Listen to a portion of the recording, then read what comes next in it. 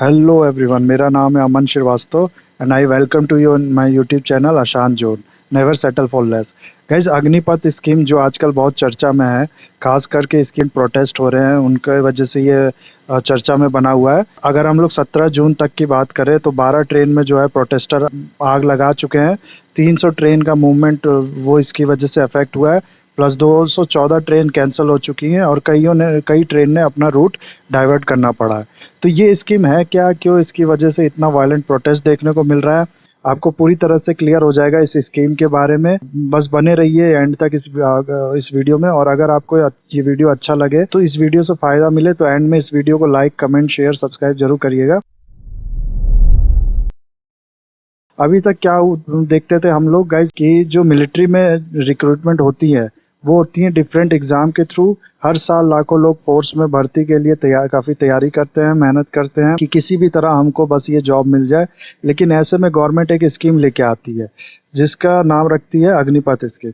ये कहती है अब से हम लोग जो परमानेंट जॉब देते हैं आर्म फोर्स में लोगों को वो नहीं देंगे। अब से हम लोग क्या करेंगे, अब से हम जो भर्ती होगी वो 4 साल की भर्ती होगी, ठीक है। उसके बाद इन भर्तियों में से केवल 1/4 भर्ती यानी जो 25% लोग होंगे उनको हम लोग परमानेंट रखेंगे आगे के लिए, जो 15 साल की जॉब और करेंगे, और बाकियों को जो है कॉन्ट्रैक्ट उसी टाइम पे ख़त्म हो जाएगा। और इनको कुछ पैसा, जो जिनका कॉन्ट्रैक्ट 4 साल के बाद ख़त्म हो जाएगा उनको एक लमसम अमाउंट देगी गवर्नमेंट एंड में, और इनको सिविल लाइफ में भेज दिया जाएगा।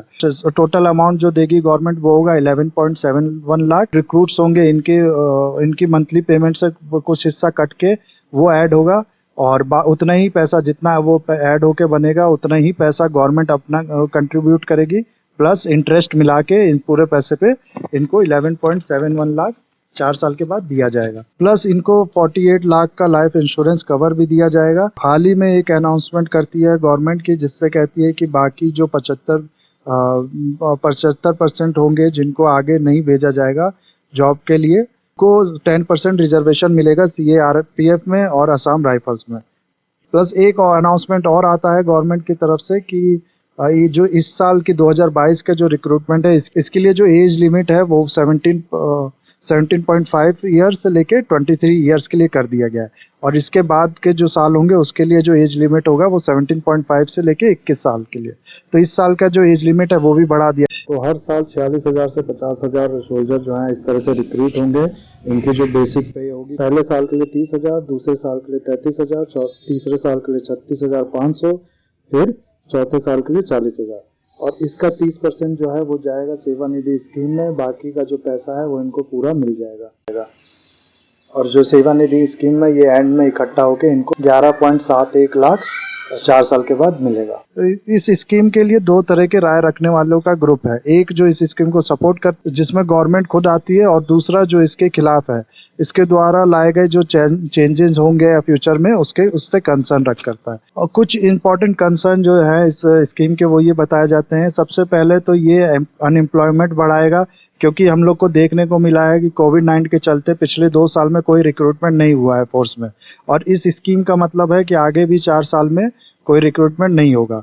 दूसरा जो इसका कंसर्न बताया जाता है वो ये कि ये टूथ और टेल रेशियो बढ़ा देगा फोर्स में।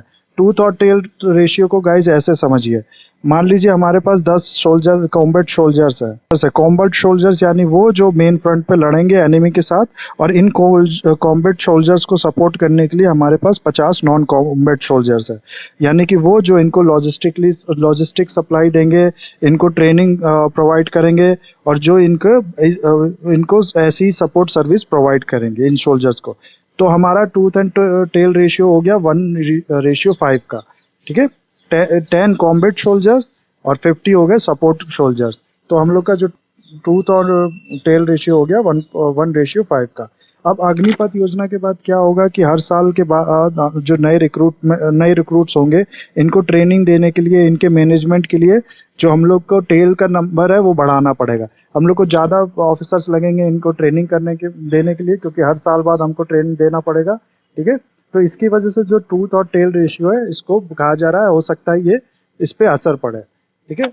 और ये टूथ एंड टेल रेशियो अगर आप देखिए तो अभी भी इंडिया का बहुत कोई खास नहीं है। तीसरा जो इस पे सवाल उठाया जा रहा है वो है गाइस कि अगर आप एयरफोर्स और नेवी की बात करें तो उस अब एयरफोर्स और नेवी में क्या होता है कि कुछ जॉब्स ऐसी हैं जो इवन नॉन ऑफिसर लेवल पे जिसके लिए स्पेशलाइज स्किल चाहिए होता है, जिसके लिए टाइम लगता है उस स्किल को निखारने में। लेकिन जो अग्निपथ स्कीम के बाद क्या होगा, ये सोल्जर्स जो उनको ये ट्रेनिंग दी जाएगी वो 4 साल बाद उनका कॉन्ट्रैक्ट खत्म हो जाएगा।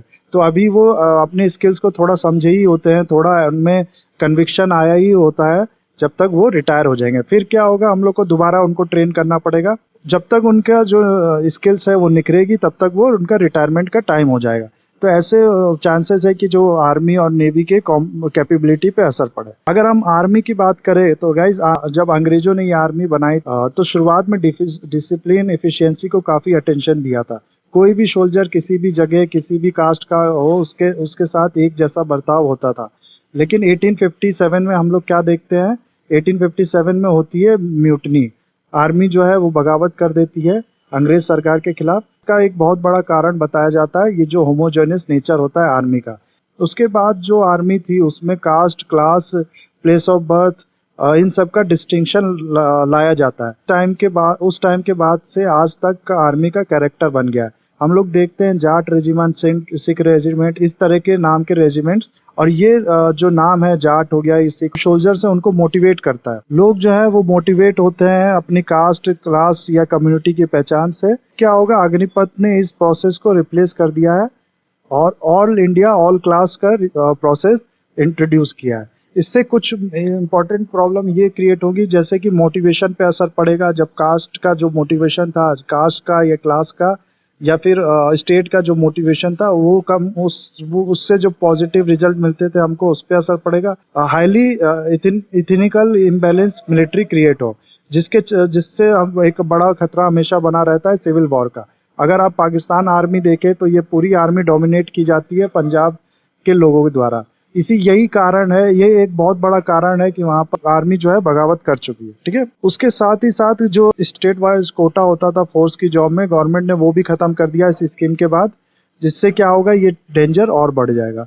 चौथा जो इसका इम्पोर्टेंट कंसर्न बताया जाता है वो ये कि जो क्राइटेरिया है 25% जॉब का आफ्टर 4 ईयर्स, उससे क्या होगा, उससे चांसेस है कि जो सोल्जर्स के अंदर ज्वेलसी, कंपटीशन, राइवलरी एक दूसरे के लिए, अपने जो को सोल्जर्स हैं उनके लिए पैदा हो, जो कि एक खतरनाक चीज़ है डिफेंस फोर्स जैसे ऑर्गेनाइजेशन के लिए। पांचवा, हमारे पास कई ऐसे एग्जाम्पल हैं जिससे पता चलता है कि जो ये डिमोबिलाइज सोल्जर्स होते हैं, जो ये लौट के आते हैं अपनी सिविल लाइफ जीने में, वो जब सिविल लाइफ में लौटते हैं तो चांसेस है कि उनके गलत काम में इन्वॉल्व होने के, खासकर से कि जब एम्प्लॉयमेंट का प्रॉब्लम इतना ज़्यादा हो कंट्री में, तो उनको जब सिविल लाइफ में लौटेंगे तो टाइम पे जॉब नहीं मिल पाएगी, तो जिससे एक डेंजर बना रहेगा, एक खतरा बना रहेगा कि हाईली ट्रेंड जो सोल्जर्स है ये किसी गलत काम में इन्वॉल्व ना हो जाए। और फोर्स की जॉब की बात करें तो गैस इसकी तरफ एक यूथ जो है वो अट्रैक्ट होता है because of Prestige, uniform, salary, pension और बाकी कारणों से, जिसमें जो वो एक बहुत बड़ा कारण है। तो इसके बाद गाइज ये जो नया रिक्रूटमेंट प्रोसेस है, इसमें 4 साल के बाद कॉन्ट्रैक्ट ख़त्म हो जाएगा और इन लोगों को कोई पेंशन नहीं मिलेगा। तो इससे एक बहुत बड़ा इफेक्ट ये भी पड़ सकता है कि जो लोगों के अंदर मोटिवेशन है फोर्स ज्वाइन करने का, वो ख़त्म हो सकता है। सिर्फ 4 साल की नौकरी के बाद सिविल लाइफ में ये लौटेंगे, तो जिसकी वजह से प्रेस्टीज और हॉनर जो है वो भी उतना नहीं रह जाएगा आर्मी की जॉब, जिसकी वजह से इनके अट्रैक्टिवनेस पे असर पड़ेगा। तो गाइस, जब इतने सारे इशू मैंने बता दिए इस स्कीम के बारे में, इतनी सारी प्रॉब्लम, इतने सारे कंसर्न जब हम लोग के सामने हैं, तो एक सवाल आपके मन में ज़रूर आ रहा होगा कि क्यों गवर्नमेंट फिर ये स्कीम लेके ही आई, क्या फ़ायदा होगा उसको इस स्कीम से, और क्यों वो इसने एक बार फिर अपना जो इमेज है वो बिगाड़ ली कि जो एम्प्लॉयमेंट है वो ख़त्म करना चाह रही है गवर्नमेंट। तो गाइज, आपको अच्छे से पता होगा कि इंडिया जो है इस समय बहुत ज़्यादा चैलेंज फील कर रहा है अपनी सिक्योरिटी को लेके। अगर एक्सटर्नल सिक्योरिटी की बात करें तो 2 नेबर्स हम लोग के जो है उनसे बहुत ख़राब रिलेशन है, चाइना और पाकिस्तान। और इंटरनल सिक्योरिटी की बात करें तो कश्मीर हो गया और नॉर्थ ईस्ट हो गया, यहाँ पर जो हम सेपरेटिस्ट मूवमेंट या फिर नक्सलिस्ट मूवमेंट जो है कंटिन्यूस चलता रहता है। और भी बहुत इशू है गाइज इन सब को लेके। तो इन इशू के बाद हम लोग को होता क्या है कि जो जितने भी पैसे हम लोग देखते हैं डिफेंस मिनिस्ट्री को, उसका एक बहुत बड़ा चंक जाता है केवल पेंशन और सैलरी के में लोगों के। तो इससे होता क्या है गाइज, अगर गाइज इतना बड़ा रेशियो जब चला जाएगा लोगों की सैलरी में, सोल्जर्स की सैलरी में, तो क्या पैसे हम लोग यूज़ करके अपनी आर्मी को मॉडर्नाइज करेंगे, अपनी एयरफोर्स के लिए नए या फिर नए फाइटर जेट्स या फिर और इक्विपमेंट्स खरीदेंगे, कैसे हम लोग अपनी नेवी को सपोर्ट करेंगे। तो इस चीज़ को कम करने के लिए गाइज ये स्कीम लेके आया गया है। तो भले ही गवर्नमेंट कितना कह ले कि ये मूव कैपेबिलिटी बढ़ाने के लिए लाया गया है फोर्स की, और इससे जो यूथ है उनके पास स्किल्स और डिसिप्लिन्स आएगी आर्मी की, ताकि वो बाद में जो सिविल लाइफ में और अच्छे से परफॉर्म कर सके। इन कंसर्न को नकारा नहीं जा सकता है, और जल्दी गवर्नमेंट को इन प्रोटेस्ट को रोकने के लिए कोई कदम उठाना चाहिए। स्कीम को भी ज़रूरत है एक बार गवर्नमेंट रिविजिट करे एक्सपर्ट्स की सलाह से, और इस पे ज़रूरी चेंज करे। आपको क्या लगता है गाइज ये स्कीम के बारे में, ये कैपेबिलिटी बढ़ाएगा अपनी फोर्स की या फिर अनएम्प्लॉयमेंट? मेरे को कमेंट में ज़रूर बताइए। और that's it for the video guys, have a nice day, take care.